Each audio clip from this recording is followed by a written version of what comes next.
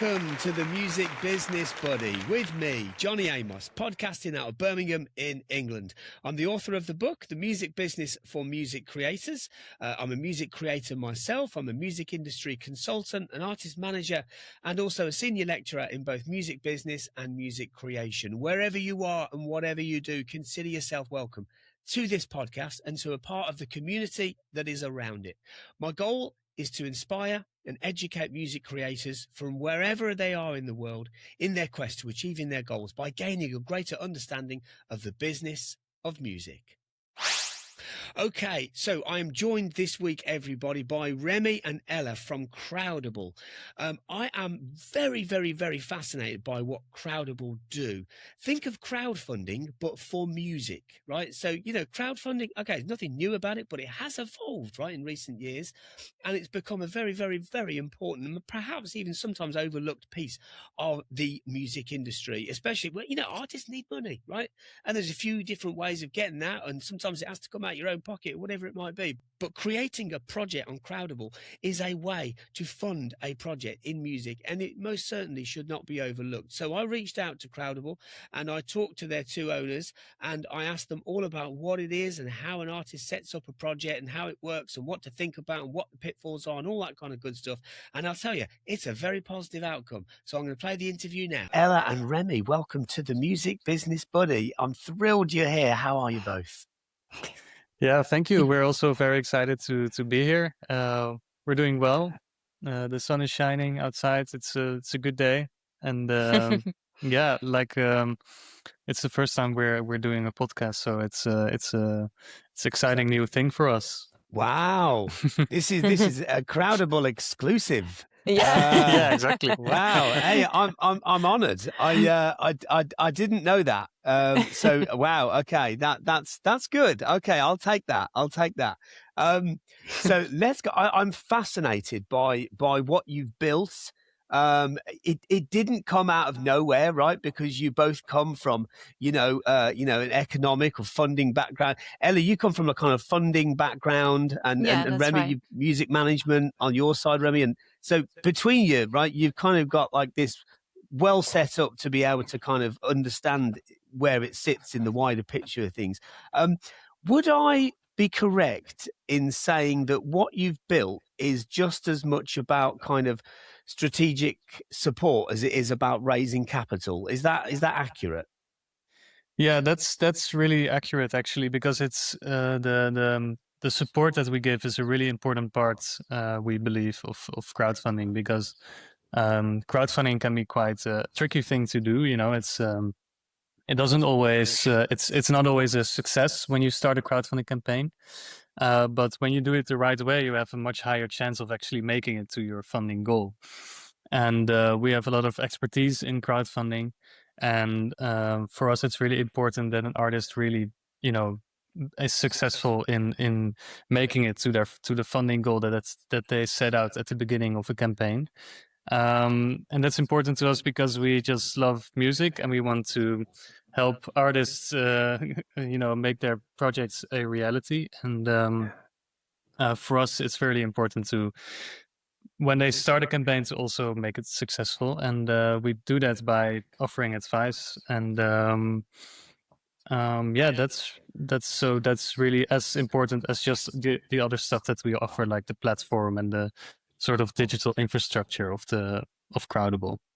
Yeah, that makes a lot of sense, because I think it's helpful, right, to have that, because people can click a button and kind of invest in something or donate, but that's kind of only a part of it, isn't it, really?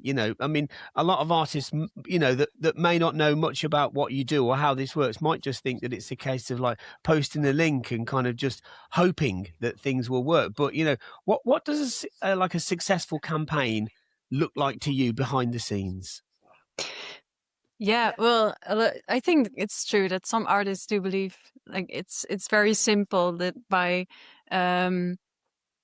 creating a campaign and posting a link is enough, but it's quite a lot of work to do a crowdfunding campaign. There's much more to it, and that also happens in the preparation phase and the execution phase as well.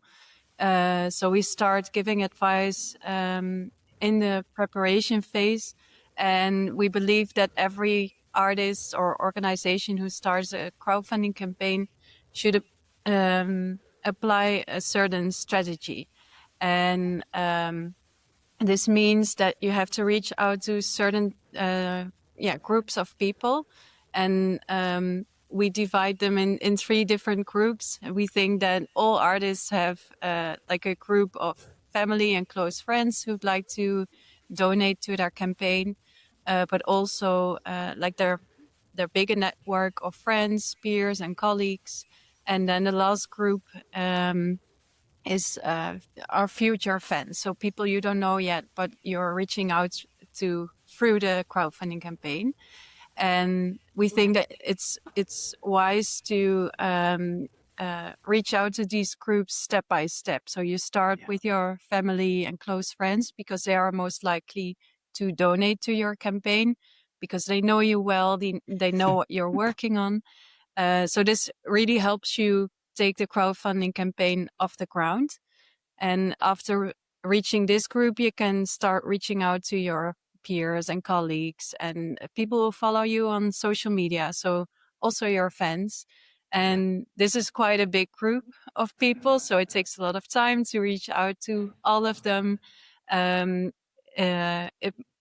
always takes some reminders that you have to send out before people actually donate to your campaign, because they want to see a bit more about the behind the scenes or the reasons behind the project. They maybe want to know what types of rewards you are offering. But if this group has donated as well, you maybe have reached 70% of your funding goal. And after this, you can start trying reaching new audiences and new fans. And you reach out to these people by maybe some media coverage or by asking friends to post about your crowdfunding campaign. And this group will only donate if they see that the crowdfunding is already quite successful and is most likely to be a success or to be successfully completed. So you really have to reach out to these groups step by step. And we believe that's the quickest way to collect donations in the first phase of your crowdfunding campaign, which motivates other people to make a donation as well. Because people are more inclined to support a campaign if they see that others already contributed and the campaign is doing well. That makes sense when you can see, right, there's some people already started here, let me add to this. There seems to be a bit more momentum, and that's right. That makes a lot of mistakes, a lot of that makes a lot of sense. That's what I meant to say. Which is ironic, because what I just said makes no sense. But what would you say are kind of like the biggest, because there's, I guess, like anything, there's ways of like doing things right and doing things kind of like, oh, I wish I'd known that, what are the common mistakes that you tend to see in artists, and how do people try and avoid them? Yeah, so sometimes we see that artists approach a campaign a bit too casually, that they just don't post a lot about it, or they don't mention it to their friends enough, or because in reality, it's really crucial to convey the urgency of a campaign. And your campaign should be the most important thing that you're working on at that time. So you should be communicating about it in all your available channels, so on your social media channels, but also in a newsletter if you have one. And if you're doing a gig, you should talk about it during the in between the songs, of course. Just to make sure that everyone around you knows that this is really important to you and that you're 100% focused on this during the duration of the campaign, which is usually about 5 weeks. Because if people don't really feel that you care that much about it, then, why should they care enough to actually make a donation? So that's a really important thing. And sometimes we see that artists take it a bit too lightly, but then we also advise about that. Of course, we say, hey, you can maybe post a little bit more, or you should talk a little bit more about the campaign, or maybe you can say this or that, and that's often helps with that. Yeah. And also we see that sometimes artists feel a bit scared or embarrassed to ask for donations, which is very understandable. Of course, you're asking for money from other people. That's what crowdfunding essentially is. But we also always tell them that it's not really about, asking for money. It's more about giving your audience the opportunity to become a part of this project that you're working on, which is exactly really exciting, because as a fan, you don't often have a good opportunity to really become a part of a project, or to really, see how the project is being made, or so that's sort of different way of approaching it, and that often helps as well. That's a good, So sorry, go ahead. No, I was just thinking, actually, there's, sometimes where you've got like an act, a band, a singer, a DJ, whoever, and sometimes they might have kind of like family members that say, look, I really, really want you to do well. You know, can I help you? And that might be, I know somebody from the music industry who works down the road, or it might be, some kind of advice which is sent with love, but is not always that useful. Or it might be, can I give you some money? Right. And actually, it's a weird thing to ask, but I think people there's a lot of people that are actually happy to do that if they know how that money will be spent if they were to give it, So that kind of preparation for, I suppose it's the same in asking for a grant or something. It's like, in order to get it, you got to say how you're going to spend it, how you're going to use it. Presumably, that's a big part of the process here. Yeah, it is. It should be very clear what you're starting a crowdfunding campaign for, because people like to know what what their money is being used for. So if you're clear about that, that also helps with transparency, and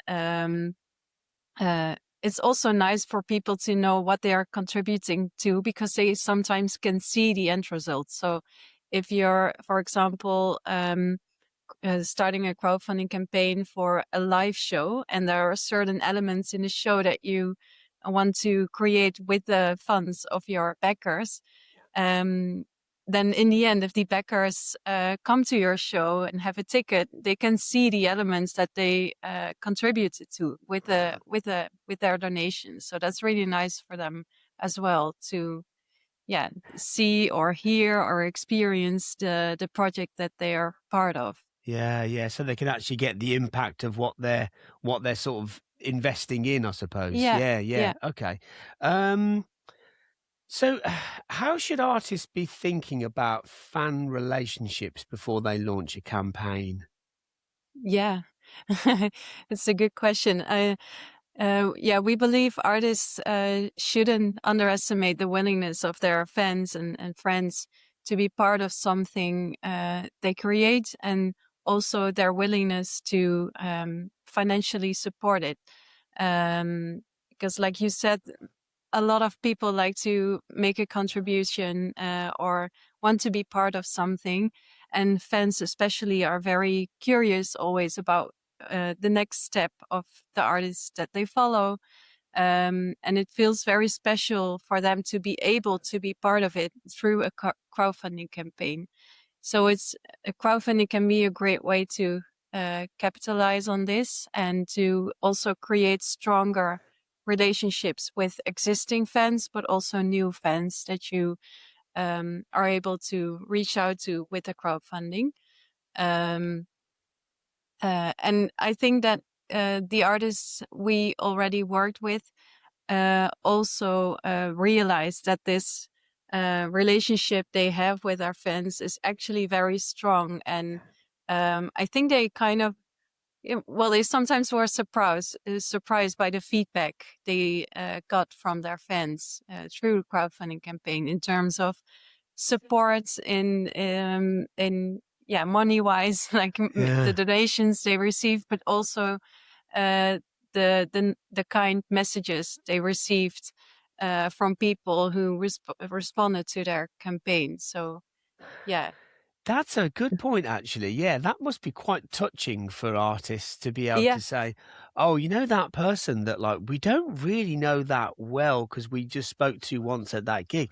They really seem to get what we're doing and why we're doing it and where we want to take it. And look what they've said. Wow, I would never have yeah. known that if I hadn't have started this campaign. You know, that's, I guess must be all sorts of surprising things that kind of go beyond a regular expectation with something like that. That's Yeah. very interesting. So let's think about this in the wider sort of context then, right? Because, you know, artists kind of need, you know, they need money, right, to be able to do the things that they want to do and to be able to speculate, to accumulate.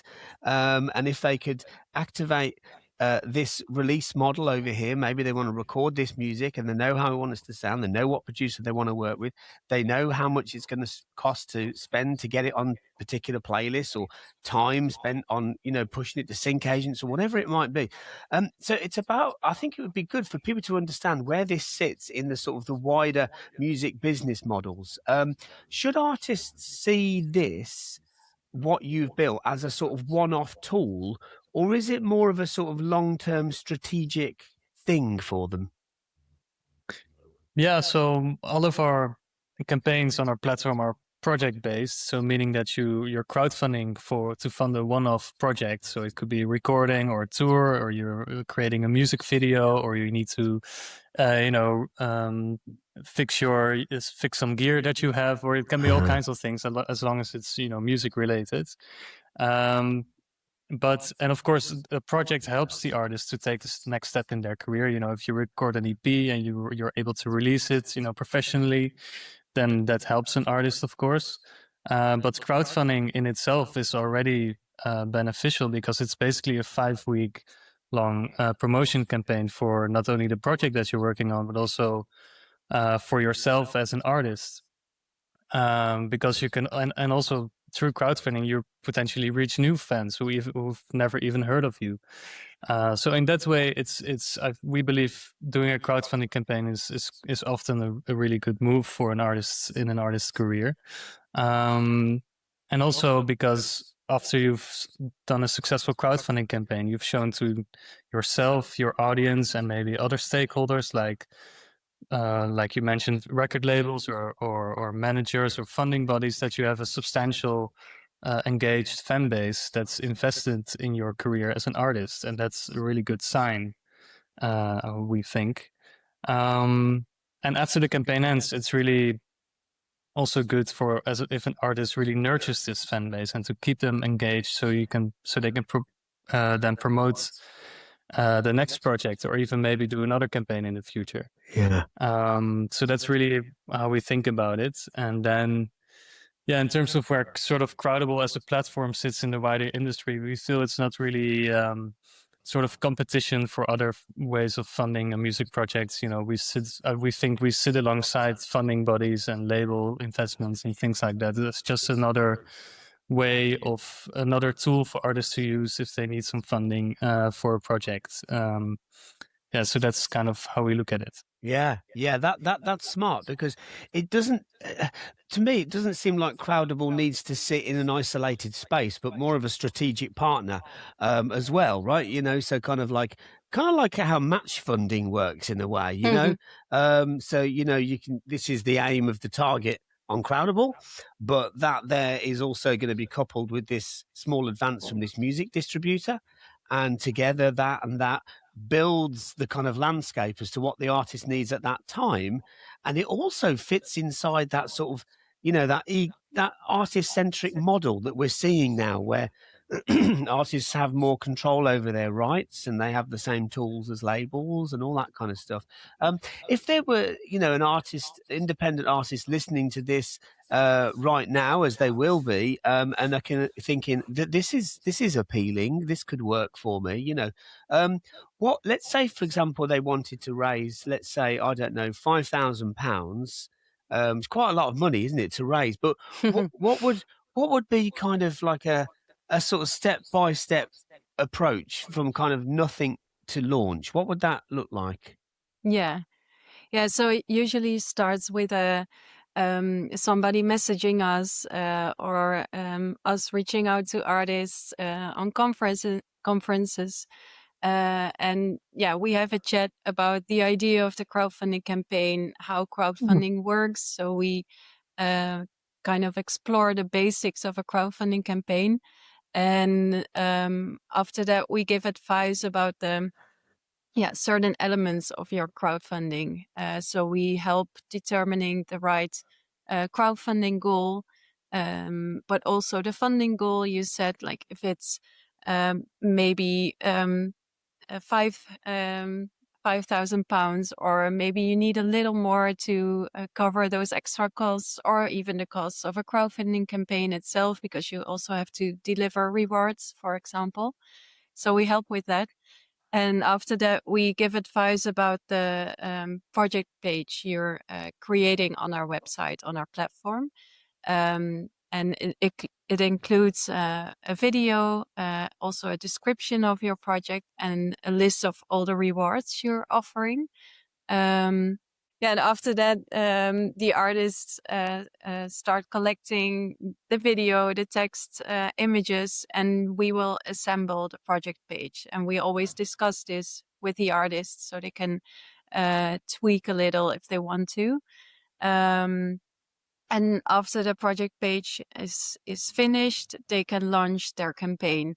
And it usually takes about 5 weeks. And during this time, we monitor the process, and we have a lot of chats and calls with the artists to discuss any questions they might have, or their plans for the next week of the crowdfunding campaign. So I think at least every week we check in and have a short call.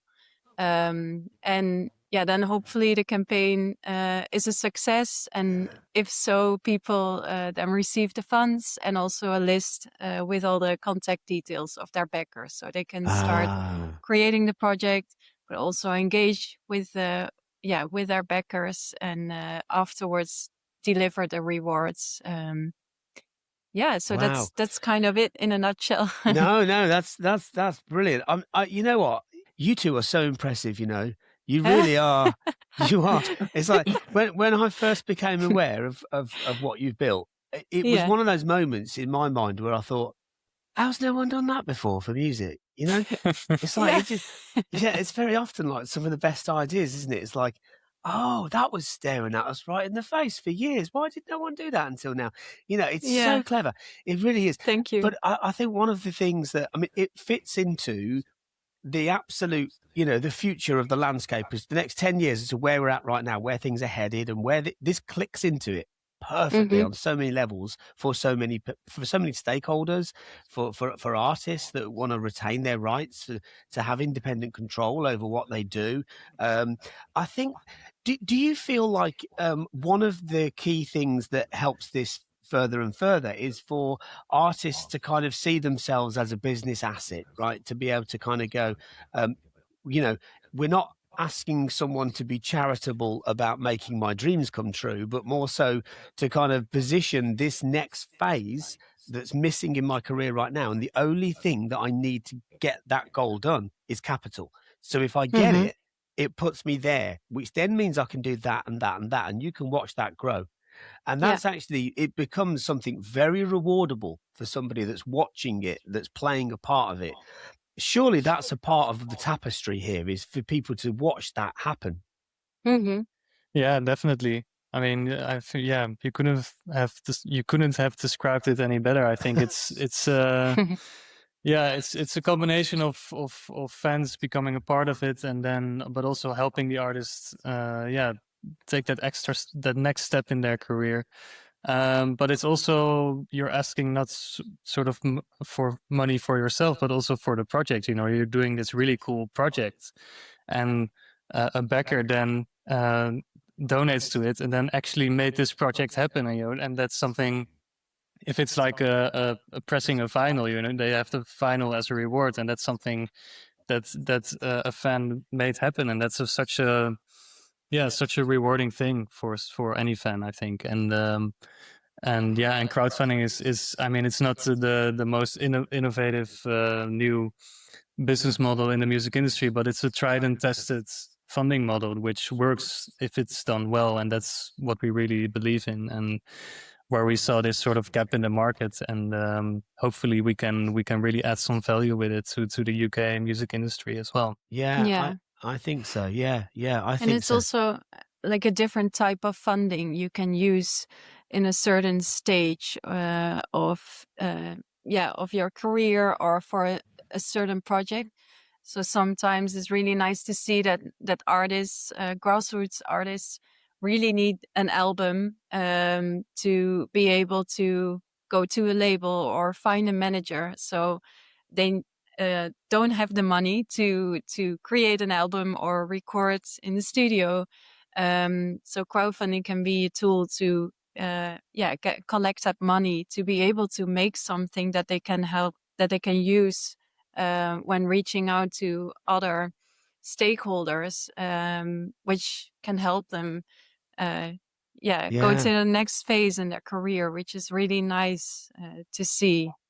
I think that's the key thing, isn't it, Ella? Exactly what you just said there. That next phase. I think if you were to talk to many artists and say, what's the goal? Maybe the answers will be, well, to make a living from this, or to make my music as accessible as possible. And it makes perfect sense. Those things are totally possible, but they've got to be done in stages, right? Mm-hmm. And it's like, right, to be able to get there, let's go backwards. We need to get there. You need to have an album. You have to cycle into it, some singles. You have to do this. You got to get the socials right. There's all these things. It's like, well, that's a lot, right? Let's just compartmentalize it with a scale of like chronology to be able to start here and go that's the goal, and what you've built is tailored to exactly that, and I think it's wonderful. I really do. I think it's absolutely fantastic.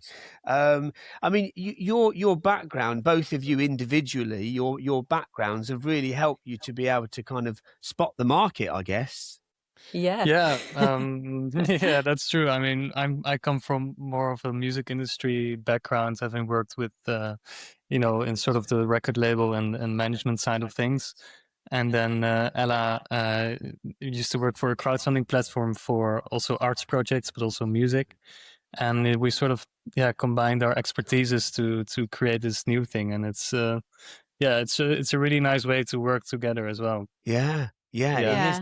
Wow, what a combination that is, the two of you, with both of your backgrounds individually and what you bring this together. It's wonderful. I mean, it really is, because the thing is a part of what you do here, like I asked you in that first question in this, right? It's like, it's what you bring on an advice level for people, because it might be that an artist says, oh, I'd love to do Crowdable, but like, I don't know where to start. Like, what do I need next? I don't even know. And actually sometimes that can be, okay, let's see where you're at. It's this thing here. Oh, yeah, that would be good. Yeah, let's start it. Oh, wow, it's worked. Oh, wow, look what all these people have said about me. This is so lovely.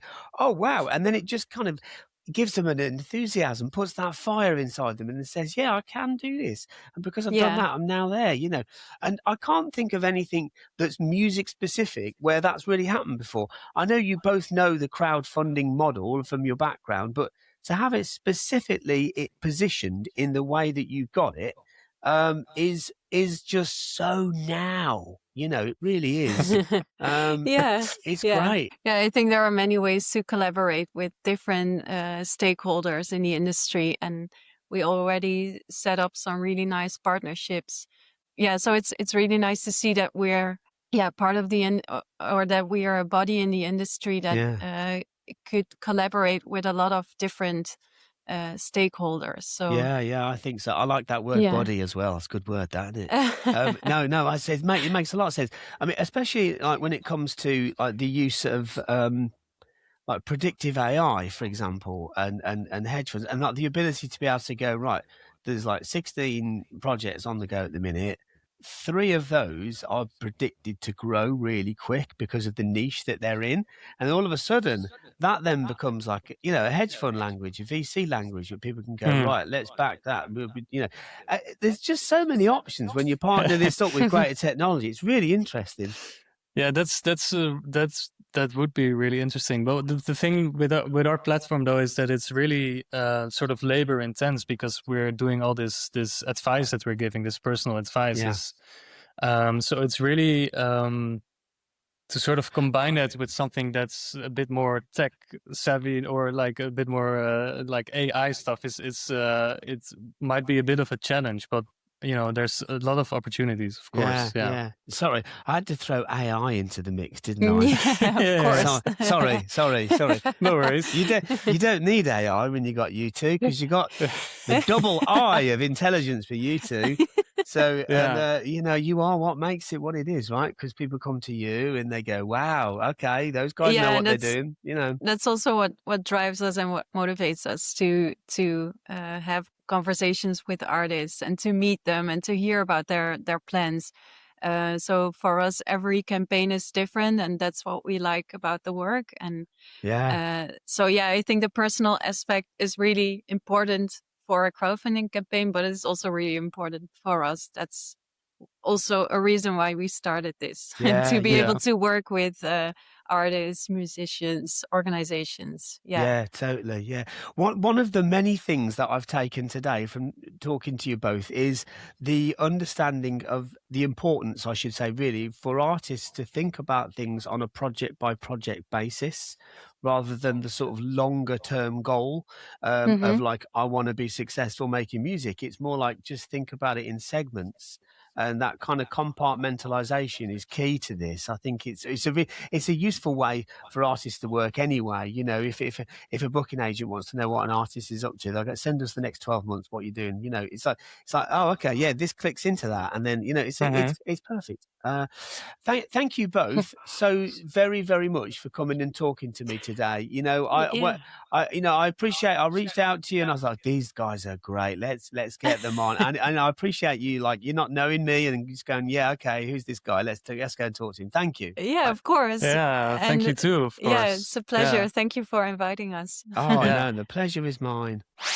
Okay, there you go. I hope you found that useful. 2 absolutely fantastic people, right? In Remy and in Ella. They really care about what they do.